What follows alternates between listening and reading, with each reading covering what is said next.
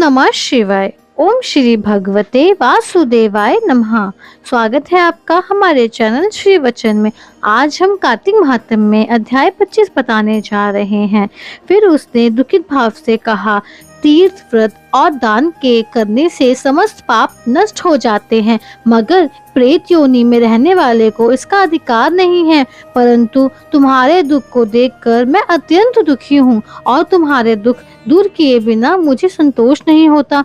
तुम्हारे पाप बड़े भारी हैं, क्योंकि यह तीनों योनियां बहुत बड़े पाप करने वाले को ही प्राप्त होती है, और प्रेत योनि तो थोड़े से पुण्य से नष्ट भी हो जाती है। लेकिन मैं तुम्हें इस योनि से अवश्य छुड़वाऊंगा, इसलिए मैंने जो कार्तिक का व्रत किया है उसका आधा पुण्य तुम्हें देता हूँ, क्योंकि यज्ञ, दान, तीर्थ यह सब निश्चय ही कार्तिक के व्रत के पुण्य का ही समान है।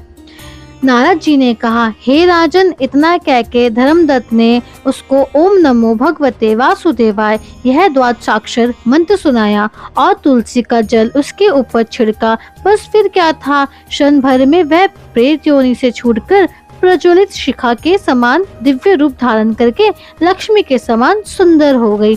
तब वह धर्मदूत को दंडवत प्रणाम करके प्रसन्नता से गदगद होकर बोली, हे ब्राह्मण, आपके आशीर्वाद से मैं इस घोर नरक से छूट गई हूँ। मुझे पाप सागर में डूबती हुई के लिए नौका के समान हैं आप। नारद जी ने कहा, हे राजन, अभी कलहा इस प्रकार कह ही रही, वहाँ पर एक विष्णुगण देदीप्यमान विमान लेकर आए। विमान के द्वार पर अप्सराएं और गण बैठे हुए थे।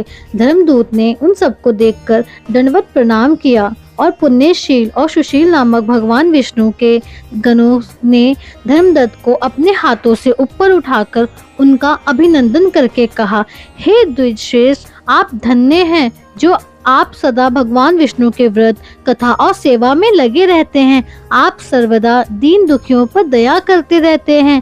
आपने जो अपने बाल्यकाल में पवित्र और शुभ कार्तिक व्रत किया था, आपने उसके आधे फल से कलह के पूर्व जन्म के एकत्रित पाप नष्ट कर दिए हैं। यही नहीं, आपकी कृपा से उसके सैकड़ों जन्म के पाप नष्ट हो गए हैं। आपके जागरण आदि के करने के पुण्य प्रभाव से आकाश मंडल से यह विमान आया है।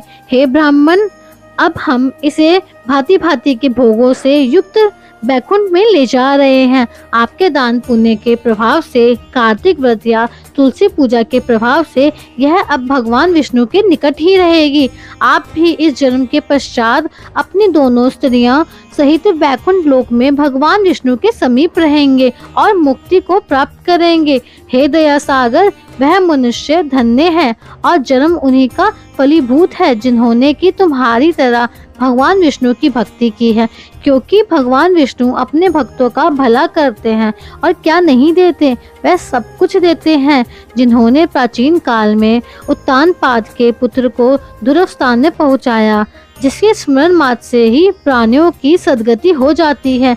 प्राचीन काल में भगवान विष्णु केवल अपने नाम को स्मरण करने से ही ग्रहों द्वारा पकड़े हुए हाथी को हस्ती योनि से मुक्त करके जया नाम देकर अपना पार्षद बना लिया। तुमने उसी विष्णु की सेवा की है, उसी से तुम अपनी दोनों स्त्रियों सहित 1000 वर्ष तक विष्णु भगवान के समीप निवास करोगे। जब तुम्हारा पुण्य क्षीण हो जाएगा, तब तुम पृथ्वी पर सूर्य वंश में अपनी दोनों स्त्रियों के साथ दशरथ नाम से प्रसिद्ध राजा होगे, तथा यह कला तुम्हारे आधे पुण्य की भागीदारी होने के नाते तुम्हारी तीसरी भार्या होगी। भगवान विष्णु तुम्हारे पुत्र के रूप में तुम्हारे निकट रहेंगे और देवताओं का कार्य करेंगे। भगवान विष्णु को प्रसन्न करने वाले तुम्हारे कार्तिक व्रत से अधिक महत्वपूर्ण यहाँ दान, तीर्थ और कोई भी नहीं है। हे दया सागर, तुम धन्य हो, क्योंकि तुमने जगत गुरु भगवान विष्णु को प्रसन्न किया है और कार्तिक का व्रत किया है। इसके आधे पुण्य के फल की भागीदारी इस कला को इस समय हम अपने साथ विष्णु लोक लेके जा रहे हैं। धन्यवाद। इस कथा में इतना ही है। इसके आगे की कथा हमारे 26वें अध्याय में है।